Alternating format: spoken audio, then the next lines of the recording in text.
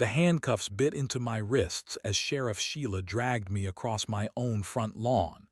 Neighbors watched from their porches. Children stopped playing. The smoke from my abandoned grill rose into the summer sky like a signal of defeat. "You think you are above the law," she hissed, her badge catching the July sun. "Your permit means nothing." Behind us, my 4th of July barbecue, a neighborhood tradition for 8 years, lay in ruins. Plates of half-eaten food abandoned, coolers tipped over, families scattering like startled birds. "This is illegal," I said, my voice shaking. "I have every right to." Her grip tightened. "Rights? Let me tell you about rights in my town." That was when I saw it, the glint in her eyes. This was not about noise violations or permits. This was about power, her power. As she shoved me toward the patrol car, something hardened inside me. She might control the badge, but I controlled something far more dangerous, the truth. And I was about to serve it up hotter than anything on my grill that day. There is something uniquely American about the sizzle of meat on hot metal and the laughter of children running through sprinklers on Independence Day. For 8 consecutive years, my backyard had become the heart of our small town's 4th of July celebration, not by design or declaration, but by the slow, organic growth that happens when something good takes root. It began simply enough. A few neighbors, some burgers, a cooler of cold drinks, but each year the gathering expanded like ripples in a pond. Friends brought friends, colleagues brought families, neighbors invited their relatives from out of town. By the 8th year, this year, my modest backyard had become something of a local institution. "Thomas, you have outdone yourself again," Margaret from 3 houses down said as she surveyed the spread I had arranged across 3 folding tables. Slow-smoked ribs glistened with sauce. Corn on the cob steamed in foil. 4 different potato salads competed for attention. "It is nothing special," I replied, though pride warmed my chest more than the July heat. "Just good food and good people." That was always my philosophy. Nothing fancy or pretentious. Just genuine hospitality and the belief that breaking bread together mattered, especially in our increasingly disconnected world. Children darted between adults, their faces sticky with watermelon juice. Teenagers normally glued to their phones were actually talking to each other, laughing as they tossed a frisbee near the hedge. Older residents had claimed the shaded spots, fanning themselves and sharing stories of summers long past. "Your permit all squared away this year?" asked Robert, a city council member who had been attending for the past 3 years. He looked relaxed in his Hawaiian shirt, but his question carried weight. I nodded, patting my back pocket where I kept the folded document. "Everything by the book. Temporary event permit cleared for music until 9, noise not to exceed reasonable levels. Even paid the extra fee for the additional parking allowances." Robert nodded approvingly. Smart man, cannot be too careful these days. I knew what he meant without him saying it. Our town had changed in subtle ways over the past 2 years. New ordinances, stricter enforcement, more citations, all since Sheriff Sheila Harmon had taken over the department. The music switched to Bruce Springsteen's Born in the USA, and several guests broke into impromptu dancing. The volume was respectable, loud enough to enjoy but not so loud that conversation became impossible. I had been careful about that. "Dad, Mrs. Wilson brought her famous apple pie again," my daughter Emily announced, appearing at my side. At 16, she had taken on the role of my co-host, organizing games for the younger kids and helping to keep the food tables replenished. "Tell her to put it with the other desserts," I said, "and thank her for me." Emily nodded and disappeared back into the crowd. I turned the ribs on the grill, watching smoke curl upward into the perfectly blue sky. In that moment, everything felt right with the world. It was around 4 in the afternoon when I first noticed the patrol car. It moved slowly past the row of vehicles that lined our street, like a shark surveying potential prey. I recognized it immediately, the particular way it crawled, deliberate and threatening. Sheriff Sheila. She did not stop, merely cruised by at walking pace. Through the windshield I could see her taking in everything, the number of guests, the parked cars, the children playing, the adults laughing. I raised my hand in a casual wave, a gesture of neighborly acknowledgement. She did not wave back. Her face remained impassive, eyes hidden behind reflective sunglasses. Then the patrol car accelerated and disappeared around the corner. "Was that her?" my friend Daniel asked, appearing at my shoulder with a plate piled high with food. "Just passing through," I said, keeping my voice light. "Probably making her rounds." Daniel snorted, more like looking for someone to harass. I shrugged, not wanting to let concerns about Sheila cast a shadow over our celebration. Let us just enjoy the day. And we did. As afternoon shifted toward evening, the gathering hit its perfect rhythm. Someone brought out a set of horseshoes. A neighbor's teenager played acoustic guitar under the old oak tree. Children ran with sparklers as the sun began its slow descent. "This is why we live here," an elderly neighbor told me, her eyes bright with emotion. "Community, belonging. You have created something special, Thomas." I swallowed hard against unexpected emotion. We all created it together. As twilight approached, we prepared for the modest fireworks display that always capped our celebration. Nothing excessive, just enough to delight the children and honor the holiday's tradition. Parents gathered their little ones on blankets spread across the lawn. Teenagers put down their phones, faces turned expectantly toward the darkening sky. None of us knew that different fireworks were about to explode, the kind that would change our town forever. The first indication that something was wrong came in the form of flashing lights. Blue and red splashed across faces turned suddenly anxious, casting strange shadows through the gathering dusk. 3 patrol cars pulled up almost simultaneously, their sirens mercifully silent but their presence undeniably intimidating. "What in the world?" Daniel muttered beside me, the sparklers in his hand temporarily forgotten.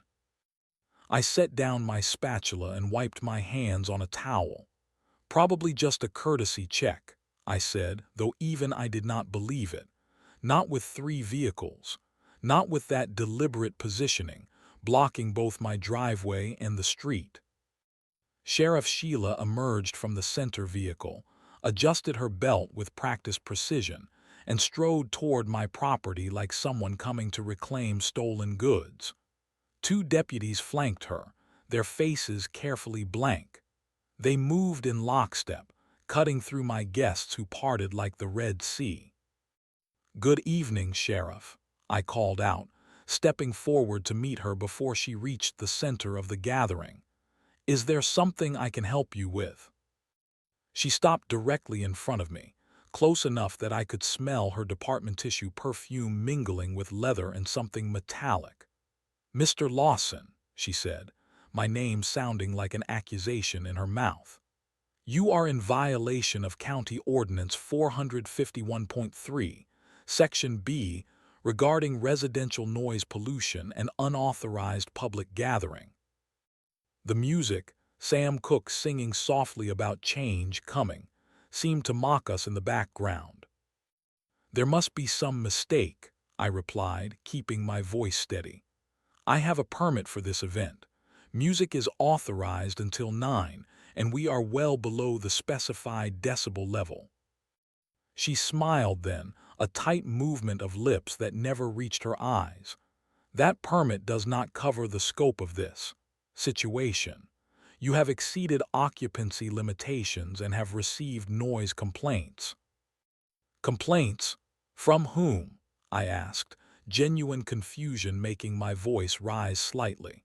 Our neighbors for 3 blocks in every direction were currently standing in my yard.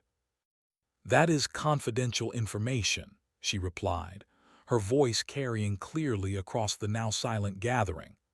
I am ordering this unauthorized assembly to disperse immediately. People began to murmur around us. I could feel the mood shifting from confusion to embarrassment to frustration. Children pressed against their parents' legs, sensing tension they did not understand. Sheriff Harmon, I said, fighting to keep my voice level, let me show you the permit. It clearly states. Are you refusing to comply with a direct order from law enforcement? She interrupted, her hand moving subtly toward her belt. The implication was clear, and it sent ice through my veins despite the warm evening. Everyone, she called out, turning to address my guests directly, this gathering is in violation of county ordinances. You must disperse immediately or face potential citations for noncompliance. Robert, the city council member, stepped forward. Sheila, I believe there is a misunderstanding. I personally reviewed the permit application and… Councilman, she cut him off. With all due respect, permit enforcement falls under Sheriff Department jurisdiction, not City Council oversight, unless you wish to interfere with an official operation. Robert's face flushed red, but he stepped back. The damage was done. Parents were already gathering their children, collecting abandoned plates and toys. Teenagers awkwardly shuffled toward the street, unsure what to do but not willing to challenge authority. This is not right, I said, my voice tight with emotion.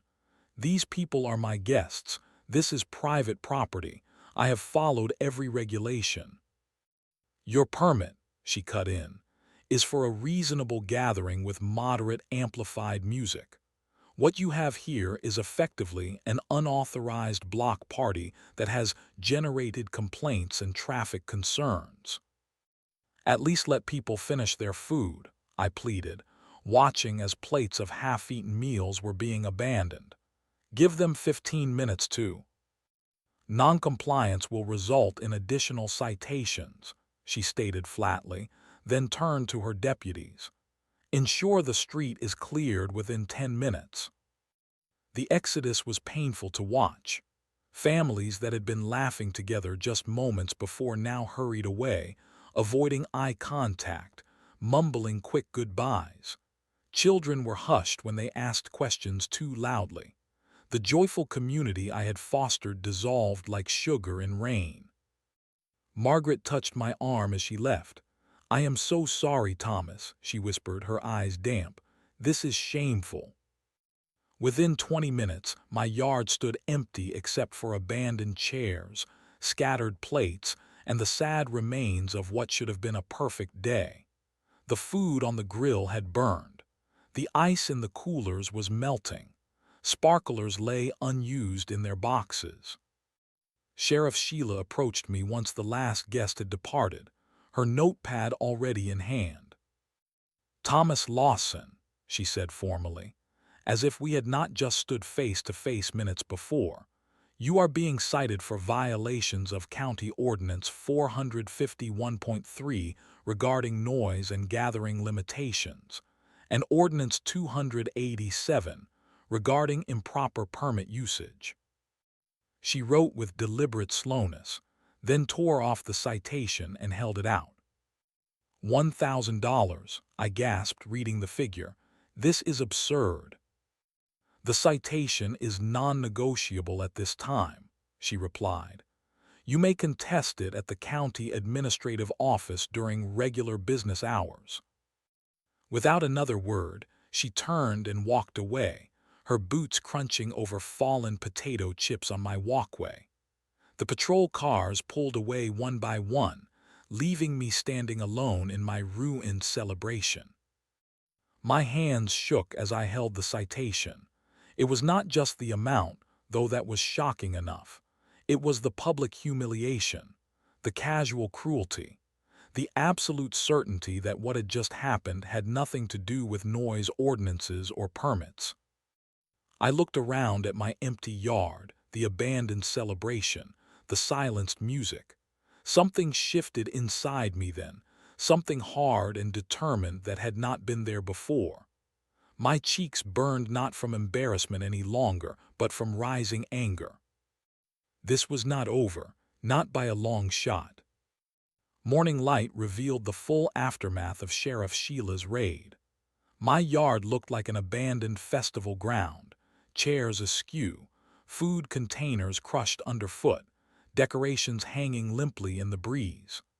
The smoker I had tended so carefully sat cold and neglected, charred remnants of meat still on its grates. I stood on my porch with a cup of coffee gone cold, surveying the wreckage. The citation lay on my kitchen counter inside, its official letterhead and severe numbers burning in my memory.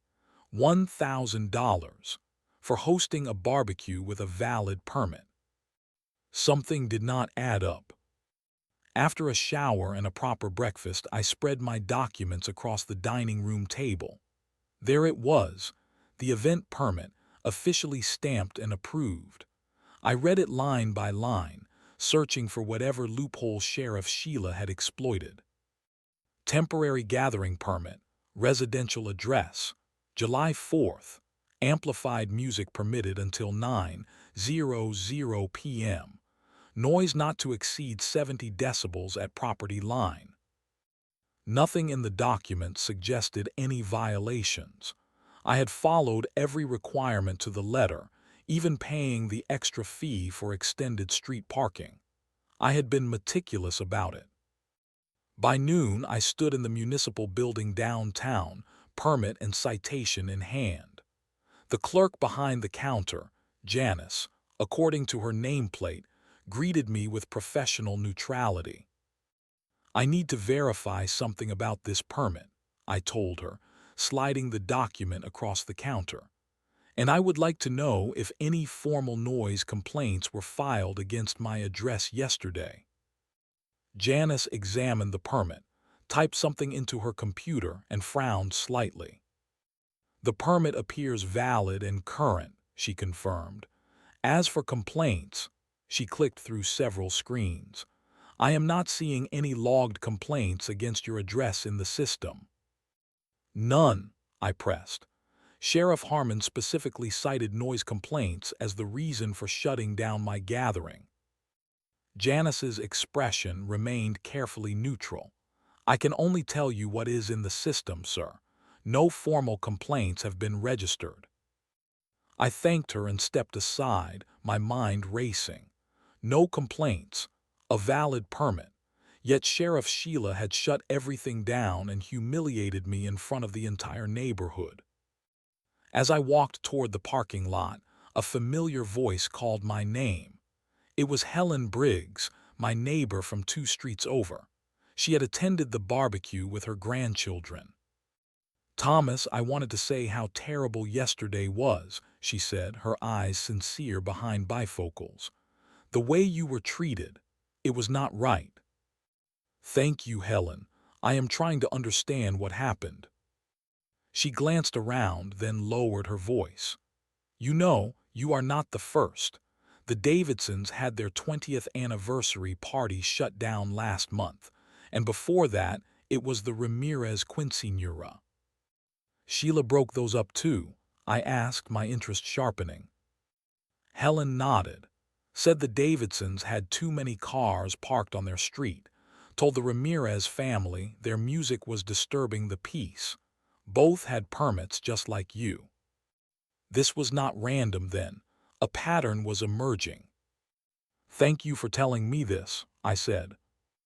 On the drive home, I made a detour to the public library. The librarian helped me locate county statutes regarding noise ordinances, permits, and, most importantly, enforcement procedures.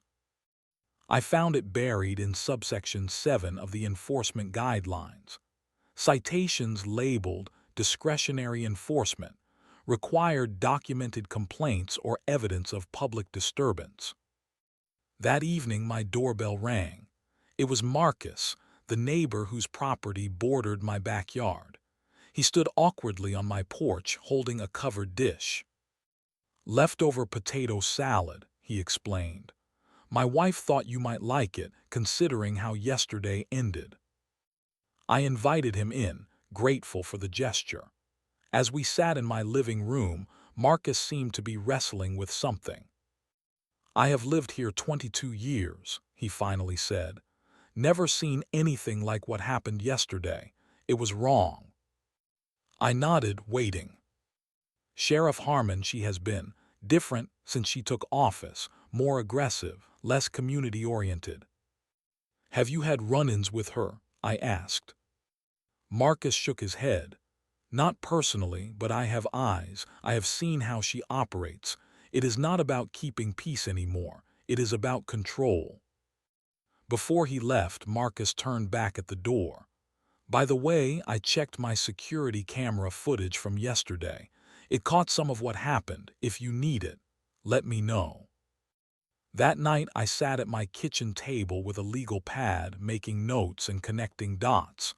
I listed every detail I could remember about the shutdown, every name of every guest who had witnessed it, the citation number, the relevant ordinances, the written, discretionary enforcement notation. I could still smell hickory smoke in the air, an echo of yesterday's ruined celebration. But something else was rising now, something more potent than smoke, a determination to expose the truth. I opened my laptop and began documenting everything. This was no longer about a barbecue or a citation. This was about justice. The sheriff's department occupied a squat brick building on the edge of town. It had once been a post office, its architecture suggesting efficiency rather than authority. I approached it with my complaint form already completed, each line filled with precise, factual language. The deputy at the front desk, young, with a name tag reading Collins, looked up as I entered. "Can I help you, sir?" he asked, his tone professionally neutral. "I need to file a formal complaint regarding an incident involving Sheriff Harmon," I stated, sliding the document across the counter. Deputy Collins glanced at the paper, then back at me, his expression shifting subtly. "I will make sure this reaches the appropriate department," he said, his voice now carefully measured. "When should I expect a response?" I asked. "The department aims to address all complaints within 14 business days," he recited, as if reading from an invisible manual. I nodded, knowing even then that my complaint would likely vanish into administrative limbo. But official documentation was the foundation of what would come next. 3 days passed without acknowledgement. I had expected nothing less, but the silence confirmed my suspicions. The system was protecting its own. I called James Whittaker, a lawyer friend who had helped me with a property line dispute 2 years earlier. We met at a coffee shop 2 towns over, far enough away to avoid casual observation. "This is more than a noise complaint issue," James said after reviewing my documents and hearing my story. "This falls under what we call abuse of discretionary enforcement statutes." "Meaning?" I asked, leaning forward. "Meaning law enforcement has discretion in how they enforce certain regulations, but that discretion cannot be applied in a targeted or discriminatory manner." James tapped my permit. "You followed the rules. No complaints were filed. The shutdown appears arbitrary at best, targeted at worst." He explained that proving a pattern would strengthen any potential case. Single incidents could be dismissed as misunderstandings or legitimate enforcement. Multiple incidents showing similar behavior created a compelling narrative of abuse. "I need more examples," I concluded. Precisely, James agreed. And document everything. Times, dates, witnesses, exact words spoken. Video is even better. That afternoon, I reached out to the Davidsons and the Ramirez family. Both shared strikingly similar stories. Events shut down despite valid permits. Citations issued under discretionary enforcement. No formal complaints in the system. Through them, I connected with a local civil liberties group that monitored law enforcement practices in small communities. Sophia Mendes, their community liaison, listened to my account with practiced attention. "We have heard Sheriff Harmon's name before," she admitted. "Nothing substantial enough for action, but recurring mentions in similar contexts." "I want to change that," I told her. Sophia's organization provided guidance on documenting potential abuses and connected me with others who had experienced questionable enforcement. A pattern was materializing, piece by piece. My neighbor Marcus came through with his security footage. The video was limited, capturing only the edge of my property, but the audio was clear. Sheriff Sheila's voice carried across the yard. "I do not care what the permit says. Shut it down now." One of the deputies responded, his voice lower. "There have not been any complaints lodged, Sheriff." "Did I ask for your input, Deputy Martinez? Discretionary enforcement, my discretion." Each new piece of evidence strengthened the growing case.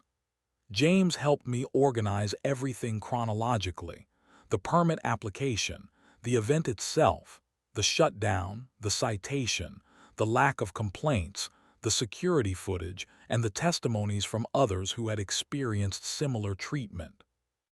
I created a secure online folder with everything digitized and backed up. Names, dates, locations, ordinance numbers, official documents, and unofficial accounts, all categorized and cross-referenced. "What you are assembling," James observed, reviewing the compilation, "is not just a complaint anymore. It is a case against systemic abuse of authority." Even my daughter Emily contributed, having recorded part of the confrontation on her phone. The video showed Sheriff Sheila refusing to review my permit, telling me it was irrelevant to the current situation.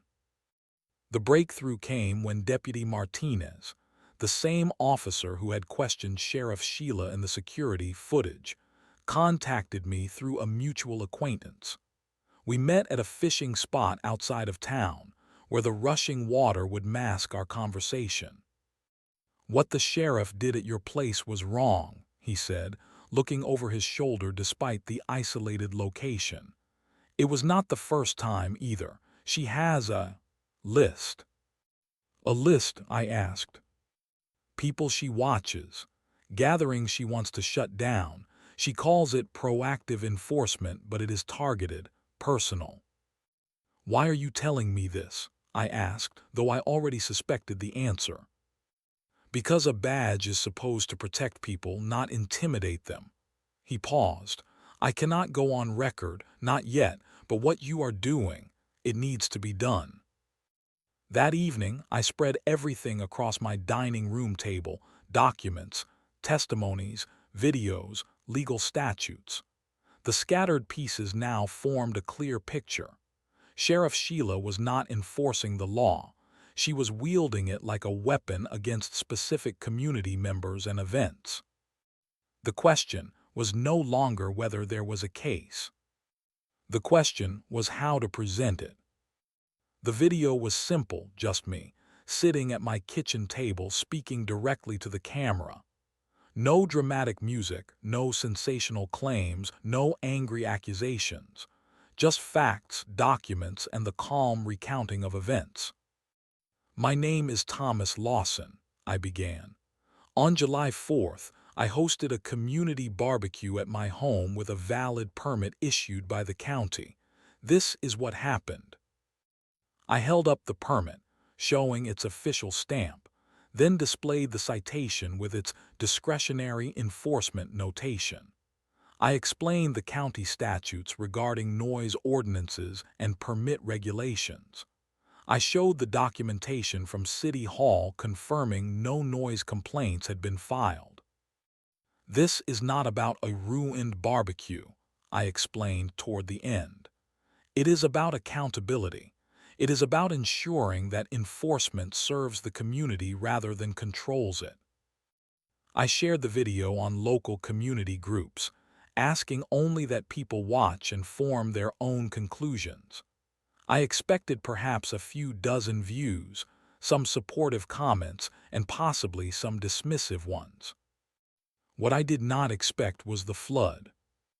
By morning, the video had been shared hundreds of times. Comments poured in, not just sympathetic messages, but dozens of similar stories. A graduation party disrupted. A wedding reception cited for excessive gathering.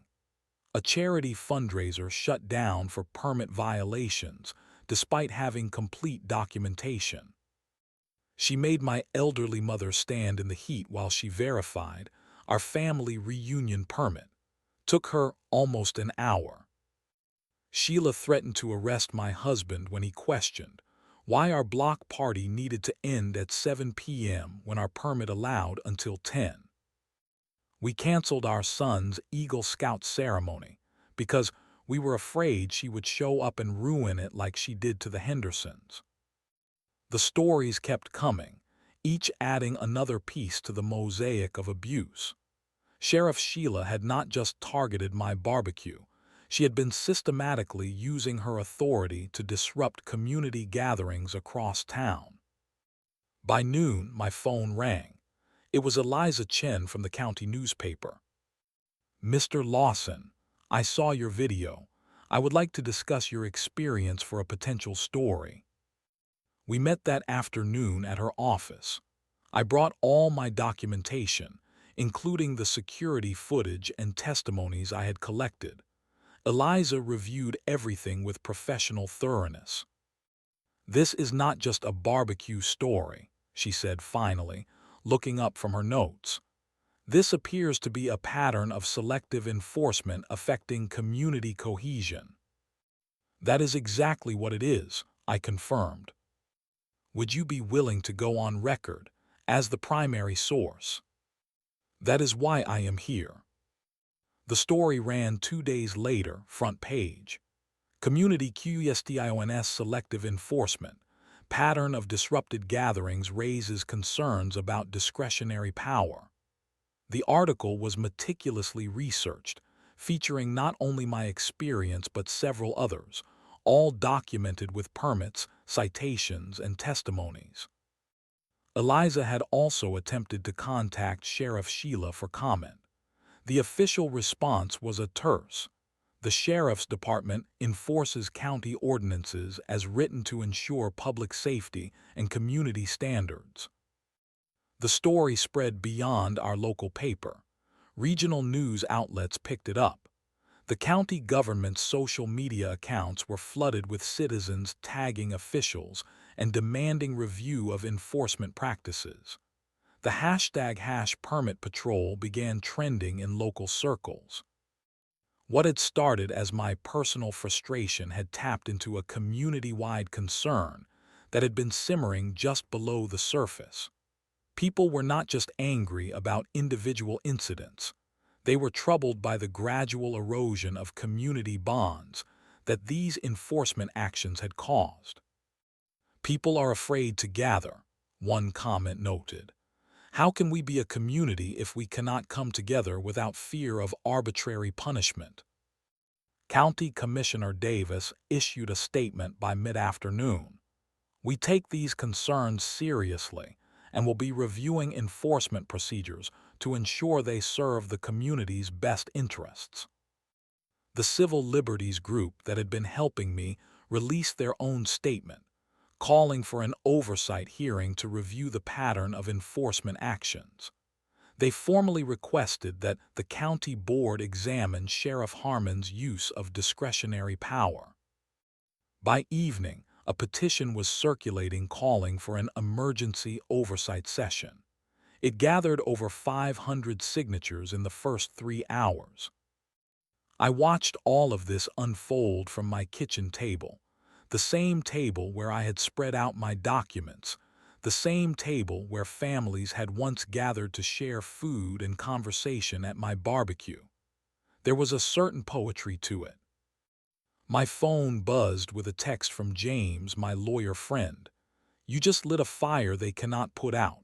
Be prepared for pushback." He was right. The system rarely surrenders power without a fight. But as I looked at the outpouring of community support and the shared stories of similar experiences, I knew something important had shifted. This was no longer just my fight. The fire was spreading, and its heat would soon be felt in the sheriff's office. The morning after my video went viral, my phone rang. The number displayed Sheriff's Department. My stomach tightened as I answered. "This is Sheriff Sheila. I need you to come down to the station immediately." Her voice was ice cold, each syllable dripping with authority. I considered refusing, but decided this confrontation needed to happen. "I will be there in 30 minutes. The sheriff's station smelled of industrial cleaner and stale coffee.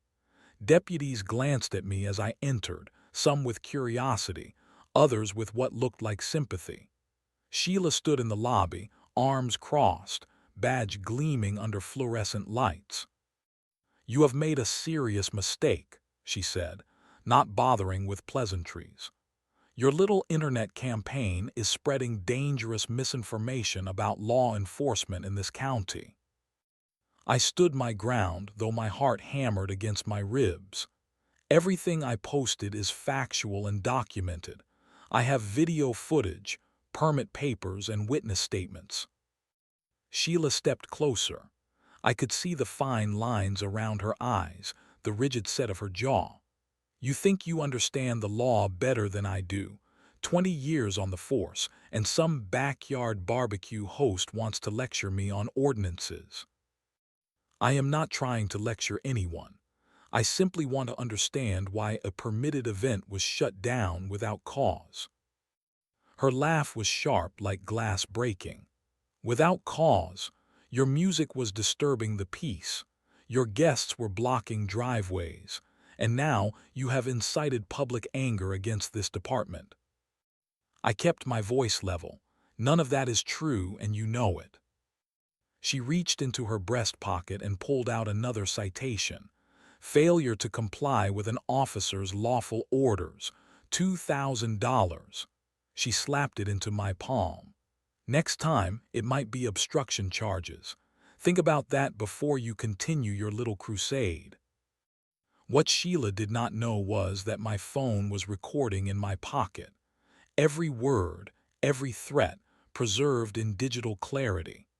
As I walked out of the station, I sent the audio file directly to my contact at the Civil Liberties Group. "This is textbook intimidation," the lawyer texted back almost immediately. "We need to move forward with formal legal action. Are you prepared for that?" I stood in the parking lot staring at the imposing brick building of the sheriff's station. For a moment, doubt crept in. Was I ready to take on the entire system? What would this cost me, not just financially but personally? Then I remembered the faces of my guests as they were forced to leave. The children crying in confusion. The shame that burned through me as neighbors watched my annual tradition crumble under Sheila's boot. "Yes," I texted back, "I am ready." That evening, my lawyer drafted a formal complaint citing violations of my First, Fourth, and 14th Amendment rights. The document detailed a pattern of abuse, targeting, and misuse of authority. We attached the audio recording, video footage, and permit documentation. Meanwhile, the community had seen my struggle. A petition circulated online demanding an emergency oversight hearing. People shared stories of Sheila's past abuses, birthday parties shut down, graduation celebrations scattered, family gatherings disrupted. 300 signatures, my neighbor told me as he showed me his phone screen. The mayor cannot ignore this anymore. That night, I received an email from the county clerk. The oversight board had scheduled an emergency hearing for the following week. The subject line read, Ray, complaint against Sheriff Sheila Dawson, public testimony requested. I printed the email and pinned it to my refrigerator. The heat was turning up, not just on my grill, but on a system that had allowed unchecked power to burn unchallenged for far too long. As I prepared my testimony for the hearing, drafting notes and organizing evidence, my phone buzzed with messages of support. People I barely knew offered to stand with me. Former victims of Sheila's harassment volunteered to testify. She shut down my wedding reception last year, one message read. Said we had too many cars parked on the street. It was only family. Another came from a local pastor. Closed our church picnic claiming we needed special permits for serving food. We had them. The pattern was clear. This was never about noise ordinances or permits or public safety. This was about control, about power, about making people feel small. And now that power was being challenged. The day before the hearing, Sheila made one last attempt to silence me. A deputy, young, uncomfortable, clearly following orders, delivered a cease and desist letter to my door. The sheriff advises you to withdraw your complaint, he mumbled, avoiding eye contact. She is willing to reduce your fines if you remove your social media posts. I took the letter, thanked him politely, and closed the door. Then I added it to my growing file of evidence. One more log on a fire that was about to blaze out of Sheila's control. The county administration building was packed beyond capacity. People lined the walls, stood in the back, and spilled into the hallway outside. The oversight board, 5 elected officials who rarely faced such public interest, seemed overwhelmed by the turnout. I sat at a small table facing the board, my documents arranged neatly before me. My hands trembled slightly, but my resolve remained firm. Behind me, I could feel the presence of dozens of supporters. Across the room, Sheriff Sheila sat with the county attorney, her posture rigid, her expression unreadable. This hearing will come to order, announced Chairwoman Alina Richards, a stern woman with silver-rimmed glasses.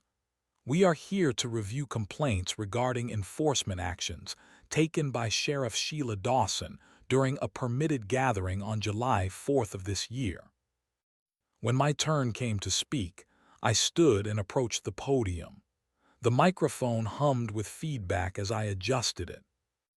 Thank you for hearing this matter, I began, my voice steadier than I expected. On July 4th, I hosted a community barbecue at my residence. This event was fully permitted. I held up the document, its official stamp clearly visible. The permit explicitly allows amplified music until 9 in the evening. Our celebration was shut down at 6:32. I walked the board through the timeline, presenting the video footage of Sheila's arrival, the dispersal of guests, and the issuance of the citation. The reason given was a noise violation, yet no noise complaints were logged with dispatch that day. I have verification of this from City Hall records. I placed another document on the evidence table. Furthermore, Sheriff Dawson refused to review my permit when I attempted to show it to her. Board member Thomas Jenkins leaned forward. And you received a second citation afterward. For what exactly? For failure to comply with an officer's lawful orders after I publicly shared my experience. I played the recording from the sheriff's station. Sheila's voice filled the room, clear and threatening. When I finished, others came forward. Mrs. Peterson, a 70-year-old grandmother who had her 75th birthday party dispersed because Elderly gatherings pose mobility risks during emergencies. Mr. Wilson, whose son's high school graduation celebration was shut down for excessive vehicles in a residential zone. Each story followed the same pattern: arbitrary enforcement, intimidation, and abuse of discretion. When it was Sheila's turn to respond, she approached the podium with confidence. "These ordinances exist for a reason," she stated firmly. "Noise restrictions, gathering limitations, and parking regulations protect the peace and safety of our community. If my enforcement seems strict, it is because I take these protections seriously." "But Sheriff," interrupted Board Member Garcia, "we have reviewed the permit issued for this event. It clearly allows music until 9 p.m. Why was this ignored?" Sheila's composure faltered momentarily. "The permit system is flawed. Too many exceptions are granted without proper oversight. I was exercising my discretionary authority as an enforcement officer." The room murmured with dissent. Then, unexpectedly, Deputy James Martinez requested to speak. A young officer, perhaps 3 years on the force, he approached the podium nervously. "I was present that day," he said, his voice barely audible at first. "Before we arrived at the scene, Sheriff Dawson instructed us to shut it down, no matter what. When I mentioned that these events usually have permits, she said, 'Not today, they do not.'" The room fell silent. Sheila's face hardened into a mask of betrayal and anger. Chairwoman Richards called for a brief recess. When the board returned 30 minutes later, their decision was unanimous. "Sheriff Dawson is hereby suspended from all enforcement duties pending a complete review of her conduct," Richards announced. "All citations issued to the complainant are rescinded.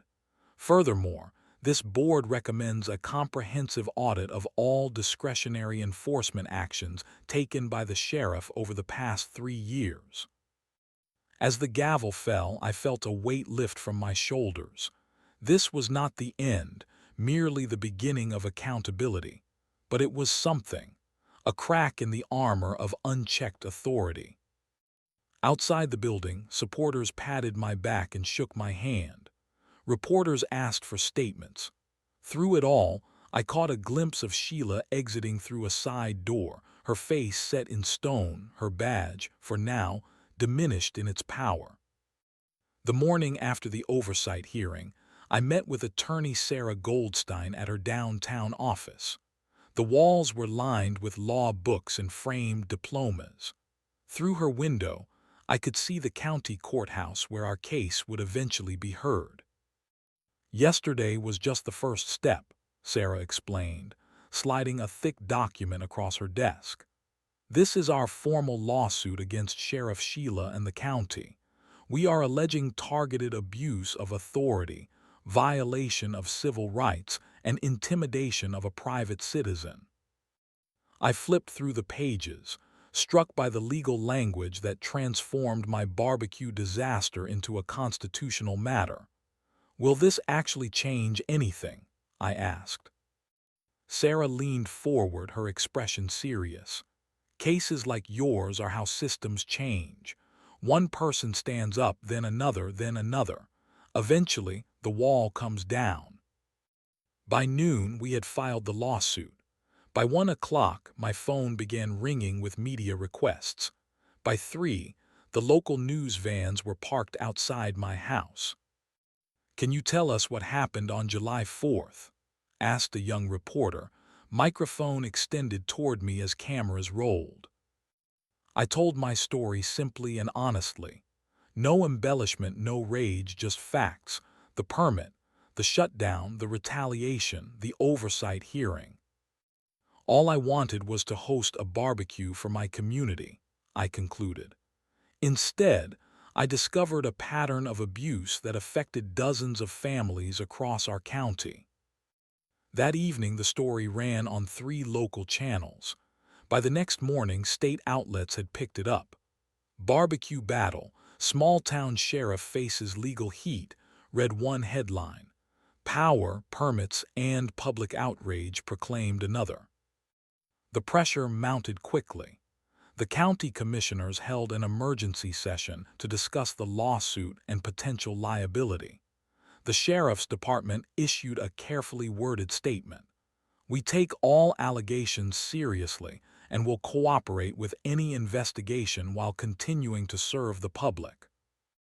Meanwhile, something unexpected happened. County records began to surface, not through official channels but through anonymous leaks to Sarah's office. Enforcement logs, internal emails, complaint dismissals. A picture emerged of Sheila's 3-year reign of petty tyranny. Gatherings shut down for excessive laughter disturbing wildlife. A block party dispersed because balloon decorations posed aviation hazards. A family reunion cited for culturally inconsistent food preparation. The records revealed a disturbing pattern. Certain neighborhoods, particularly those with more minority residents or lower income levels, faced stricter enforcement. Certain individuals, those who had challenged Sheila's authority in the past, received disproportionate scrutiny. This goes beyond your barbecue, Sarah told me as we reviewed the documents. This is systematic abuse of power. As public pressure mounted, cracks appeared in Sheila's support system. The deputies' union, initially silent on the matter, issued a statement distancing themselves from her actions. The union supports proper enforcement of the law, their press release stated. We do not condone selective or targeted application of ordinances based on personal discretion. Even more damaging was the leak of an email Sheila had sent to her deputies last year.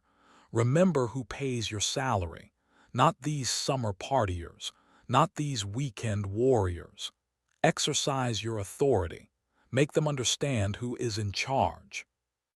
State Senator Marcus Williams, up for re-election and sensing the public mood, called for a comprehensive review of discretionary enforcement policies. When law enforcement becomes personal enforcement, we have failed our constitutional duty, he announced at a press conference. I am introducing legislation to require body cameras for all enforcement actions and clear guidelines for discretionary decisions. Sheila's response was predictable. She held her own press conference, surrounded by a noticeably small group of supporters. This lawsuit is an attack on law enforcement itself, she declared, her voice tight with controlled anger. Every officer makes judgment calls. Every officer uses discretion. If we allow civilians to question these decisions, we undermine the entire system of law and order. But her words rang hollow against the mountain of evidence. The media had moved beyond the initial story of a ruined barbecue to the larger narrative of abuse of power. Investigative reporters dug into past complaints. Former deputies came forward with stories of being pressured to target certain residents. 7 weeks after filing the lawsuit, we received our court date. The judge assigned to the case was Honorable Michael Chen, known for his strict interpretation of constitutional limits on government power. As the date approached, settlement offers began to arrive. First, a dismissal of all citations. Then, a small cash offer with a confidentiality agreement attached. Finally, a substantial settlement with an admission of improper enforcement, but only if I would drop the systemic claims. I declined them all. This was never about the money, I told Sarah during a late-night strategy session. This is about making sure no one else has their birthday party, family gathering, or barbecue ruined by someone who thinks a badge grants absolute power. The night before the trial, I stood in my backyard, looking at the empty space where my grill had stood on that fateful July 4th. In the quiet darkness, I could almost hear the echoes of laughter and music, the sounds of community that Sheila had silenced. Tomorrow, those sounds would return, not in my backyard, but in a courtroom where power would finally face accountability. Courtroom 3B of the county courthouse felt smaller than it appeared on television. The wooden benches were harder, the lights harsher, the air thicker with tension. Judge Chen's bench loomed over the proceedings like a mountain peak, impassive, imposing, and ultimately deciding which way the avalanche would fall. As our case was called, Sarah and I took our places at the plaintiff's table. Across the aisle, Sheila sat beside the county attorney, her uniform pressed to perfection, her posture military straight. Behind us, the gallery was packed with reporters, supporters, and curious citizens. The court officer's call for silence seemed to absorb even the sound of breathing. Civil Case 2023 CV 4872, Plaintiff versus Sheriff Sheila Dawson in Westlake County, announced the clerk. The Honorable Judge Michael Chen presiding. Judge Chen, a man of few words and penetrating gaze, wasted no time on preliminaries. Counselors, present your opening statements. Keep them concise. Sarah rose, her navy suit a stark contrast to the polished wood of the courtroom. Your Honor, this case is about the difference between enforcement and harassment, between discretion and discrimination, between authority and authoritarianism. For the next 3 hours, evidence unfolded systematically. The permit documentation, the video footage, the audio recordings, the pattern of selective enforcement revealed through county records. Each piece, laid carefully into place, formed a damning mosaic. When Deputy Martinez took the stand, the courtroom leaned forward collectively. His testimony about Sheila's directive to shut it down, no matter what, carried the weight of insider truth. "And why are you testifying today, Deputy?" Sarah asked, knowing the potential professional consequences. Martinez glanced briefly at Sheila before answering. "Because a badge is supposed to protect people, not intimidate them." The county attorney, a sharp-featured man named Richard Barton, attempted to frame the case as an attack on necessary law enforcement discretion. Officers must make split-second decisions. They cannot be expected to verify every permit, consider every exception, or hold a legal consultation before enforcing public safety ordinances. But the evidence told a different story. This was not about split-second decisions. This was about targeted patterns, about personal vendettas, about power unchecked. On the third day, Sheila took the stand. Under direct examination by her attorney, she projected confidence and righteous indignation. "I have served this community for 17 years," she stated firmly.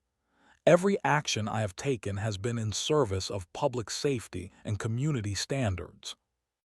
When Sarah's cross-examination began, that confidence began to crack. "Sheriff Dawson, can you explain why your enforcement actions disproportionately target certain neighborhoods?" Sarah asked, placing a map marked with citation locations before her. "I go where violations occur," Sheila responded stiffly. "And yet," Sarah continued, "we have testimony from multiple residents of Pine Ridge Estates, one of the wealthiest neighborhoods in the county, that loud parties there regularly continue past midnight without intervention. How do you explain this discrepancy?" By the time Sarah finished her questioning, Sheila's composure had visibly deteriorated. Her answers grew defensive, contradictory, revealing the underlying truth that everyone in the courtroom could now see clearly. On the final day, Judge Chen delivered his ruling. The courtroom fell silent as he adjusted his glasses and looked directly at Sheila. "The authority granted to law enforcement is both a necessity and a privilege," he began. "It is given with the understanding that it will be exercised fairly, consistently, and within constitutional boundaries. He paused, his gaze sweeping across the courtroom. The evidence presented in this case demonstrates a clear and disturbing pattern of selective enforcement, retaliatory action, and abuse of discretionary authority. Sheriff Dawson's actions violated not merely the plaintiff's rights, but the trust placed in her by the community she was sworn to serve. His ruling was comprehensive and unequivocal. Sheila was found liable for civil rights violations. All citations against me were invalidated. Sheila was permanently stripped of her enforcement authority. The county was ordered to implement new policies governing discretionary enforcement, including body cameras, written justification requirements, and regular audits. The financial settlement was substantial, but the systemic changes were priceless. As the gavel fell, finalizing the judgment, I felt no triumph, no vindication, only a profound sense of restoration. This was never about defeating Sheila. It was about restoring balance, about reminding everyone that authority exists to serve, not to control. Outside the courthouse, reporters thrust microphones toward me, seeking sound bites and reactions. I offered only one statement. Today, the court affirmed what we already knew, that in a democracy, no one is above accountability, no badge grants immunity from justice, and no power exists without responsibility. Within weeks, the changes began to manifest. The county board adopted new enforcement guidelines. Training programs on constitutional rights and proper discretion were implemented for all officers. A civilian review board was established to evaluate complaints. And most importantly, the atmosphere in our community shifted. People no longer lowered their voices when patrol cars drove by. Gatherings no longer disbanded nervously at the sight of a uniform. The relationship between protectors and protected began its slow journey toward repair. As for Sheila, she resigned from the department shortly after the verdict. I heard she moved to a different state, perhaps to start over, perhaps to reflect on the lessons learned too late. 1 year later, the scent of hickory smoke once again drifted across my backyard. Red, white, and blue streamers fluttered from the fence posts. Ice clinked in coolers filled with drinks. Children chased each other through sprinklers, their laughter rising above the classic rock playing from speakers positioned exactly where they had been the year before. My annual 4th of July barbecue had returned, bigger, louder, and sweeter than ever. "Need help with those ribs?" asked Mrs. Peterson, the 71-year-old grandmother whose birthday party had been shut down by Sheila the previous year. She now served as the head of the new Civilian Oversight Committee. "They are almost perfect," I replied, lifting the lid of the smoker to reveal rows of glistening meat, just like this day. The crowd had grown considerably since my last gathering. News of the barbecue battle, as people now called it, had transformed an annual neighborhood tradition into something of a community statement. People came not just for the food and company, but for the celebration of something restored, a sense of freedom and security in their own spaces. Even Mayor Thompson made an appearance, arriving midday with his family in tow. "Hope there is room for a few more," he said with a handshake that lingered just long enough for the nearby photographer to capture it. Politics, as always, found its way into everything. "There is always room," I assured him, though we both knew his presence was as much about optics as appetite. The new enforcement policies he had championed after our case were proving popular with voters. As the afternoon progressed, I noticed a patrol car rolling slowly down the street.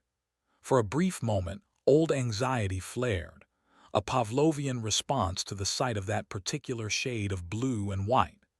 But instead of stopping to disrupt our gathering, the young deputy at the wheel simply waved, pulled over briefly to accept a plate of food from someone near the street, and continued on his route. "That is Deputy Rodriguez," Mrs. Peterson informed me. "One of the good ones, takes the new training seriously." I watched the patrol car disappear around the corner, struck by how something so simple, an officer acknowledging a community gathering without suspicion or hostility, could feel so profound. Near sunset, people gathered their lawn chairs into a loose semicircle near the grill. Someone had suggested I say a few words, and though public speaking had never been my strength, I found myself standing before them, spatula still in hand. "A year ago," I began, my voice carrying across suddenly attentive faces, "this gathering was treated as a problem to be solved, as something disruptive, as something less important than one person's authority." The crowd grew quiet, children settling into parents' laps, conversations pausing mid-sentence. "I never set out to become an activist or a plaintiff or whatever I became," I continued. "I just wanted to grill some ribs and share them with good people." This earned appreciative laughter. But I learned something important through all of this. I learned that communities are not maintained by force or fear. They are built through trust, through fairness, through the understanding that rules exist to protect our ability to be together, not to keep us apart. I gestured toward the civilian oversight board members present, the new deputies who had stopped by, the mayor watching carefully from his seat. What happened here was not just about a barbecue or a noise complaint or even one sheriff with too much power. It was about remembering that in a democracy, authority flows from the people to their government, not the other way around. It was about standing up when something is wrong, even when standing up feels frightening. As I spoke, the sky began transitioning from blue to deep orange, the first stars appearing faintly above us. Children grew restless, eyeing the fireworks we had legally permitted for later display. So thank you all for being here, for supporting this case, for believing that something as simple as a community gathering deserves protection, and most of all, for helping restore not just this barbecue, but the proper balance between those who enforce the laws and those who live under them. I raised my glass, to freedom, to community, and to perfectly smoked ribs. The cheer that followed warmed me more than the grill beside me. As people dispersed back to their conversations and plates, I turned my attention to a fresh batch of burgers sizzling on the grate. This was what it was all about. Not the lawsuit, not the media attention, not the policy changes, though all were necessary. It was about this moment. Neighbors talking freely without looking over their shoulders. Children playing without parents tensing at the sound of approaching vehicles. A community existing in its natural state, connected, comfortable, unafraid. As darkness fell completely, the fireworks began. Bursts of color illuminated faces turned skyward in wonder. Each explosion seemed to declare something important, about independence, about courage, about the constant vigilance required to maintain both. I stood by my grill, spatula in one hand, cold drink in the other, watching not just the sky but the people around me. This was justice, not cold and procedural but warm and alive. Not just the verdict in a courtroom but the laughter in a backyard. Not just changes written in policy books but changes felt in daily life.